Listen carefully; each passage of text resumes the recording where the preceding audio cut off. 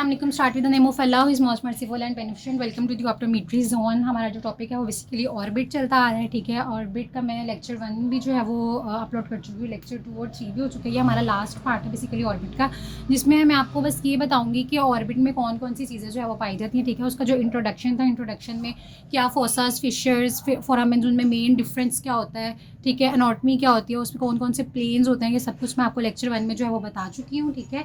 उसके बाद स्कल की बोन्स क्या होती हैं, ठीक है, वो भी मैंने आपको लेक्चर पार्ट 2 में जो है वो बता दिया हुआ है। स्कल की बोन्स मैंने क्यों बताई थी, ताकि आपको ऑर्बिट की बोन्स जो है वो आसानी से समझ आ जाए, ठीक है। उसके बाद ये देखें, ऑर्बिट बोन्स की जो स्कल की बोन्स थी वो मैंने बेसिकली आपको सारी जो है वो लेक्चर पार्ट नंबर 2 में बता दी हुई है, ठीक है। तो बोन्स ऑफ स्कल को हम लोगों ने डिटेल में पढ़ लिया हुआ है। बोन्स ऑफ स्कल के बाद हम लोगों ने जो स्कल की ऑर्बिट की बोन्स देखनी थी, उसको भी मैंने आपको बता दिया था कि 4 वॉल्स होती हैं, कौन कौन सी वॉल कहाँ पर पाई जाती है, कौन सी बोन किधर रहकर जो है वो साथ एसोसिएट कर रही है और किस तरह से बना रही है। तो ये सारा मैंने आपको बता दिया है। आज जो हम लोगों ने बेसिकली पढ़ना है, अगर आप लोग ऑर्बिटल कंटेंट अगर आपको जो है वो समझ आ जाएगा, लेकिन इससे पहले आपको ऑर्बिट के बारे में सारा एनालिसिस करना बहुत ज़रूरी है कि उसमें क्या क्या चीज़ें पाई जाती हैं, उसमें कितने फिशर्स, फोरामेंट्स पाए जाती हैं, ऑर्बिटल कैविटी, ओपनिंग्स वगैरह, ये सब मैंने आपको पहले बता दिया। अगर आप वो पढ़ना चाहें तो आप जो है वो पहले वाले पार्ट्स जाकर देख सकते हैं वीडियोज़ के।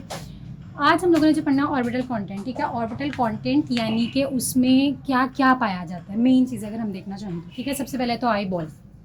बेसिकली मैंने आपको बताया था ऑर्बिट क्या होता है, एक पैरामिडल शेप की कैविटी होती है, ठीक है। पैरामिडल शेप की कैविटी है, यानी कि पैरामिड शेप बेसिकली ऐसा होता है, ठीक है। पैरामिडल शेप की कैविटी होती है जिसके 2 पार्ट्स होते हैं, ठीक है। अगर मैं आई ड्रॉ करना चाहूँ सिंपल से, ऐसे करके होती है आँख हमारी जो है इसी फॉर्म में होती है ना, तो ये आगे वाली जो है हमारे पास 2 पार्ट्स आ जाते हैं इसमें, ठीक है।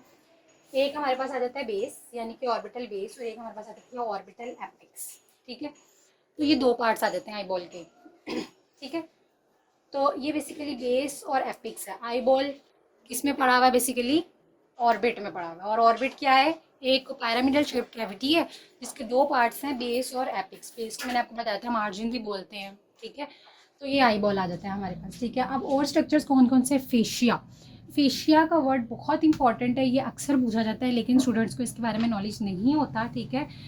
हमारी वैसे यहाँ आदत होती है, जो चीज़ें माइनर होती है ना हम उसको स्किप आउट कर देते हैं ना, हम मेजर की तरफ जाते हैं। लेकिन अगर हमें माइनर के कॉन्सेप्ट्स पता होना तो हम मेजॉरिटी वाली चीज़ें जो है वो बहुत ईजिली कैच आउट कर सकते हैं, ठीक है।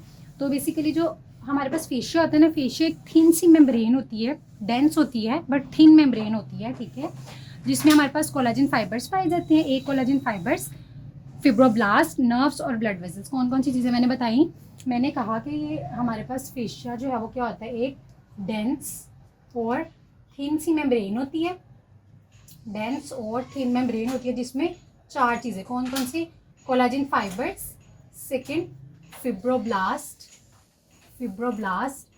थर्ड मैंने कहा उसमें हमारे पास नर्व्स, और उसके बाद ब्लड वेसल्स। अब आपको ये ब्लड वेसल्स और नर्व्स देखकर ही समझ में आ रहा होगा कि ये फेशिया कितना इंपॉर्टेंट है, क्योंकि हमें पता है जहाँ पर ब्लड वेसल्स और नर्व्स पाई जा रही होती हैं वो स्ट्रक्चर्स वैसे ही बहुत ज़्यादा एक्सट्रीमली इंपॉर्टेंट होते हैं, ठीक है। तो फेशिया में हमारे पास कोलाजन फाइबर्स, अब सवाल ये उठता है कि कोलाजन फाइबर्स फिब्रोब्लास्ट यहाँ क्या कर रहे हैं, ठीक है। ये तो एक थिन सी मेम्ब्रेन है ना, और ये हमारा डेंस थिन मेम्ब्रेन है, तो बेसिकली ये प्रोटेक्शन वगैरह दे रही होगी। तो इसमें ये सब चीज़ें क्या कर रही हैं, तो हमें पता है कि कोलाजन फिब्रिल्स जहाँ पाए जा रहे होते हैं वो उस स्ट्रक्चर को स्ट्रेंथ प्रोवाइड कर देते हैं, उस स्ट्रक्चर को जो है वो डेंस, उस स्ट्रक्चर को जो है बेसिकली उसकी स्ट्रक्चरल इंटेग्रिटी को मेंटेन कर रहे होते हैं, ठीक है। तो कोलाजन फाइबर्स वहाँ पे स्ट्रेंथ प्रोवाइड कर रहे हैं।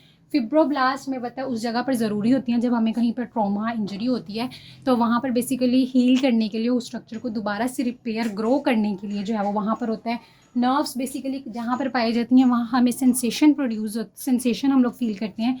हमें पता है जब हमें कोई चोट वगैरह लगती है तो हमें वहाँ पर बहुत ज़्यादा पेन होती है, ठीक है। वो पेन क्यों होती है, क्योंकि वहाँ पर हमारी नर्व्स पाई जा रही होती है, नर्व्स या नर्व्स एंडिंग्स जब वो वहाँ से डिस्ट्रॉय होती हैं तो हमें वहाँ पे पेन की सेंसेशन फील होती है। तो नर्व्स हमें हमेशा हमें जो है वो सेंसेशन देती हैं।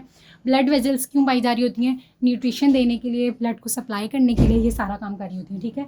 तो फेशिया के बाद, फेशिया बहुत इंपॉर्टेंट है और आपको ये चीज़ें याद रखनी चाहिए कि ये डेंस होती हैं, थिन मेम्ब्रेन होती हैं, और इसमें हमारे पास collagen fibrils, fibroblast, nerves, blood vessels पाई जा रही होती हैं, ठीक है। अब हमारे ऑर्बिट में 2 तरह का फेशिया पाया जा रहा होता है, एक ऑर्बिटल फेशिया और एक बल्बर फेशिया पाया जा रहा है, ठीक है। जो ऑर्बिटल फेशिया ये नेम से इंडिकेट है, ये ऐसा फेशिया होता है बेसिकली जो कि हमारे ऑर्बिट की बोन्स को कवर कर रहा होता है, ठीक है। सिंपल ऑर्बिटल फेशिया कौन सा होता है, जो कि हमारी ऑर्बिट ऑफ द बोन को कवर कर रहा है। जो सेकंड है हमारे पास वो है बेसिकली बल्बर फेशिया, ठीक है। बल्बर फेशिया नेम से इंडिकेट है कि ये हमारे ग्लोब को कवर करा होता है। अभी जब आप लोग आगे मैं नेक्स्ट लेक्चर जो है वो अपलोड करूँगी, उसमें हम लोग ना कंजक्टाइवा पढ़ेंगे। कंजक्टाइवा भी ना हमारे पास होता तो 3 तरह का है फिलहाल, लेकिन मैं आपको 2 तरह का बता रही हूँ। एक पाल्पेब्रल होता है और एक बल्बर होता है, ठीक है। पाल्पेब्रल और बल्बर, तो बल्बर का वर्ड जहाँ पर भी आएगा इसका मतलब है कि वो ग्लोब की बात कर रहा है, हमारे आई के पूरे ग्लोब की बात कर रहा है, ठीक है। तो एक ऑर्बिटल जो कि हमारी बोन्स ऑफ दी ऑर्बिट को कवर कर रहा है, और सेकेंड जो है वो है बल्बर, ठीक है। बल्बर का एक दूसरा नाम है हमारे पास, और वो हमारे पास होता है बेसिकली, इसको हम लोग जो है ना बल्बर फेशिया जो होता है इसको हम लोग टिनन्स कैप्सूल भी कहते हैं, ठीक है। टिनन्स कैप्सूल भी कहते हैं, और टिनन्स कैप्सूल के अलावा इसको हम लोग फेशियल शीट भी कहते हैं, फेशियल शीट भी कहते हैं इसको हम, ठीक है। तो ये बेसिकली क्या करता है, ये हमारे पास डेंस कनेक्टिव टिश्यूज होते हैं कुछ, ठीक है। बल्बर फेशिया, टिनन्स कैप्सूल और फेशियल शीट कलेक्टिवली ये हमारे पास कुछ शीट होते हैं डेंस कनेक्टिव टिश्यूज के, जो कि हमारे ग्लोब को कवर कर रहे होते हैं, ठीक है। ग्लोब को कवर कर रहे होते हैं। अगर मैं आपको इसको थोड़ा सा डिस्कस करना चाहूँ ना, बल्बर को थोड़ा सा ज़्यादा, तो हमें पता है कि पीछे हमारे रेटिना होता है, यानी कि इनर लेयर रेटिना की होती है। फिर उसके बाद एक सेकंड मैं आपको ड्रॉ करके जाती हूँ। जो इनर लेयर होती है हमारी रेटिना की होती है, उसके बाद हमारा कोरोइड आ जाता है, उसके बाद सक्लेरा आ जाता है। सक्लेरा के बाद हमारे पास क्या आता है, बेसिकली एपी सक्लेरा आता है, ठीक है। एपी सक्लेरा के बाद हमारे पास एक डेंस कनेक्टिव टिश्यूज़ होते हैं जिनको हम कहते हैं टिनन्स कैप्सूल, या बल्बर फेशिया, या फिर फेशियल शीट, और उसके बाद हमारा कंजक्टाइवा आ रहा होता है, ठीक हो गया। तो ये बेसिकली मैं आपको यही बता रही थी कि मैं आपको ये बताना चाह रही थी कि बल्बर फेशिया की, टिनन्स कैप्सूल की, फेशियल शीट की क्या लोकेशन होती है, ठीक है। तो अगर मैं इनर टू आउटवर्ड जाना चाहूँ तो ये रेटिना है हमारे पास, फिर ये हमारे पास कोरोइड आ जाती है, फिर ये हमारे पास सक्लेरा आ जाता है। सक्लेरा के बाद ये वाला रीजन जो है वो हमारे पास एपी सक्लेरा। तो ये रीजन जो होता है ना, ये होता है हमारे पास टिनन्स कैप्सूल, या फिर बल्बर फेशिया, या फिर फेशियल शीट। तो इसका काम क्या होता है, ये बेसिकली ना एडहेयर करवा के रखता है कि इसको टिनन्स कैप्सूल से पोस्ट दरमियान में, और बाहर की साइड पे क्या है हमारा कंजक्टाइवा, बल्बर वाला कंजक्टाइवा।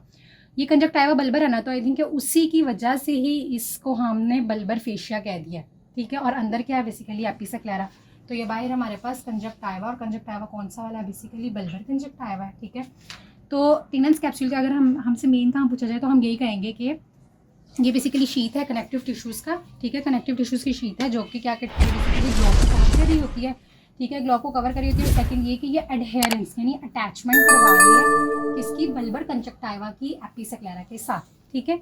तो ये बेसिकली इसका ये कहाँ से स्टार्ट हो रहा होता है, जो बल्बर, ये बल्बर बहुत ज़्यादा इंपॉर्टेंट है, ठीक है। इसी वजह से मैं इसको ज़्यादा एक्सप्लेन करना चाह रही हूँ। ये पीछे ऑप्टिक नर्व से स्टार्ट हो रहा होता है और आगे आके लिम्बस वाले एरिया पे ख़त्म हो रहा था। जब हम लोगों ने आई के बेसिकली स्ट्रक्चर को डिस्कस किया था, तो हम लोगों ने बताया था कि ऐसे करके पीछे जो है वो इस वाले एरिया से ऑप्टिक नर्व आ रही होती है ऐसे करके, ठीक है। तो ये बेसिकली इसी स्ट्रक्चर से स्टार्ट हो रहा था। लिम्बस एरिया मैंने आपको बताया था फर्स्ट वीडियो में कि कॉर्निया और सक्लेरा एक जगह पर बेसिकली मीट कर रहे होते हैं, जिसको हम लोग कहते हैं लिम्बस, ठीक है। जहाँ पे मोस्टली जो है वो इंसिजन दिया जाता है सर्जरी के दौरान, कैटरेक्ट सर्जरी वगैरह के दौरान। तो ये लिम्बस एरिया, ठीक है। तो ये बेसिकली ऑप्टिक नर्व से स्टार्ट हो रहा होता है और लिम्बस तक जा रहा होता है, ठीक है। किसके दरमियान में पाया जा रहा होता है ये मैंने आपको बता दिया है। कंजक्टाइवा, कौन सा कंजक्टाइवा, बल्बर कंजक्टाइवा और एपी सक्लेरा के दरमियान में ये पाया जा रहा होता है। अच्छा, अब हम ये फेशिया पढ़ ही क्यों रहे हैं, इन फेशियास का फंक्शन क्या होता है। ये बेसिकली हमारी आई बॉल को शेप दे रहे हैं। क्यों शेप दे रहे हैं, क्योंकि इसमें हमारे पास कोलेजन फिब्रिल्स पाए जा रहे होते हैं।